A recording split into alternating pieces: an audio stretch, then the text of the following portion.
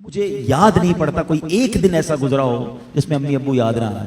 جس کے پاس ہیں پھر کیوں نہیں ان کی خدمت کرتے؟ یہ چلے جائیں گے تو پھر ملنے کے لیے قبرستان جانا پڑے گا, پھر قبر پر جا کر ان سے باتیں کرنی پڑیں گی, لیکن جواب نہیں آئے گا. تمہارے پاس ایک رحمت کا سائبان ہے. اب تو سائنس بھی یہ کہتی ہے 5-6 سال کا بچہ اور 60 سال کا بوڑھا یہ برابر ہوتا ہے.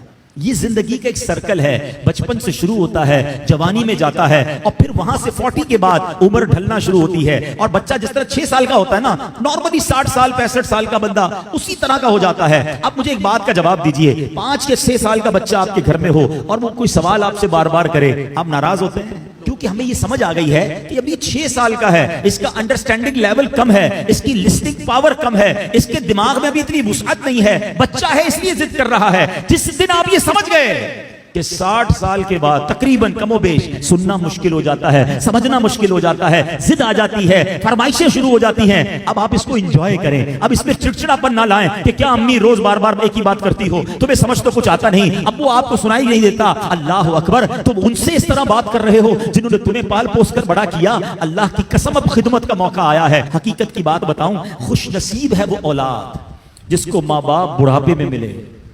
ارے کئی ایسے ہیں جو ماں باپ کو بڑھاپے سے پہلے ہی کھو بیٹھے ہیں, اور خوش نصیب ہے وہ اولاد جس کو ماں باپ نے خدمت کا موقع دیا.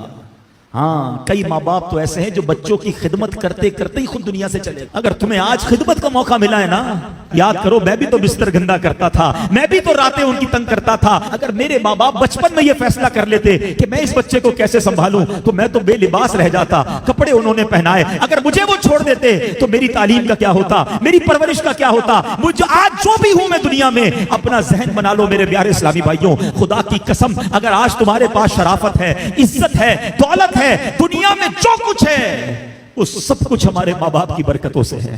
ہم کچھ بھی نہ ہوتے اگر ماں باپ ہمارا ہاتھ نہ پکڑتے ہیں. اور آج بوڑھے ماں باپ بوجھ لگتے ہیں, آج ان کی بیماری بری لگتی ہے. آج ماں باپ کو بچہ کہہ رہا ہے میں رات کو دوائی نہیں دلاتا, صبح لے جاؤں گا. اسی بچے کو آدھی رات کو اس کا دوست فون کرے, یار میری موٹر سائیکل خراب ہو گئی ہے, پریشان ہو گیا ہوں. ارے تیرے لیے جان حاضر, ابھی آتا ہوں. دوست کے لیے ٹائم ہے تمہارے پاس, ماں باپ کے لیے ٹائم نہیں ہے.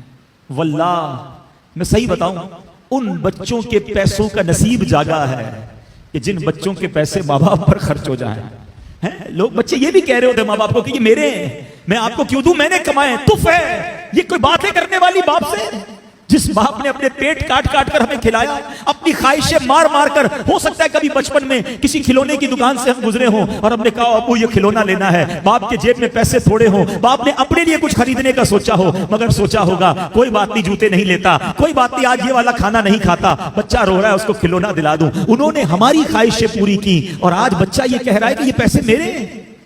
یقین کرو تمہارے پیسوں کا نصیب جاگا ہے اگر کسی طرح تمہارے ماں باپ پر تمہارے پیسے خرچ ہو جائیں. اس سے اچھا میرے پیسوں کا اس سے اچھا مصرف کیا ہے کہ یہ پیسہ ماں باپ کی خدمت میں خرچ ہو جائے. لیکن آج جو واقعات سننے کو مل رہے ہیں دل دہل جاتا ہے. ہم نے علماء کی کتابوں میں پڑھا ہے کہ بیٹا والد کے ساتھ ایسا بہیو کرے, اس طرح زندگی گزارے جیسا آقا کے سامنے غلام ہوتا ہے. مگر آج سننے کو جو باتیں مل رہی ہیں نا کہ بوڑھا باپ بیٹے کے آگے غلام بنا ہوا ہے. وہ اولاد کیسی ہے, زبان لٹک نہیں جاتی جو ماں باپ سے ایسے بات کرے. حق یہ ہے کہ اولاد کو ڈرنا چاہیے کہ کہیں میرے ماں باپ ناراض نہ ہو جائے. حدیث پاک ہے, میرے آقا علیہ الصلوۃ والسلام فرماتے جس کا مضمون ہے ماں باپ ہی تیری جنت ہیں, ماں باپ ہی تیری دوزخ ہیں. اس کا مطلب کیا ہوا, یعنی ماں باپ راضی ہو جائیں تو رب بھی راضی ہو جائے گا, جنت مل جانی ہے. اور ماں باپ ناراض ہو گئے پھر نہیں کام آنی عبادتیں. دین کا کام کریں بہت اچھی بات ہے, مگر یہ دیکھ لو کہ ماں باپ راضی ہیں کہ نہیں, یہ بہت ضروری ہے. ہم بعض اوقات اس طرف سے چوک جاتے ہیں.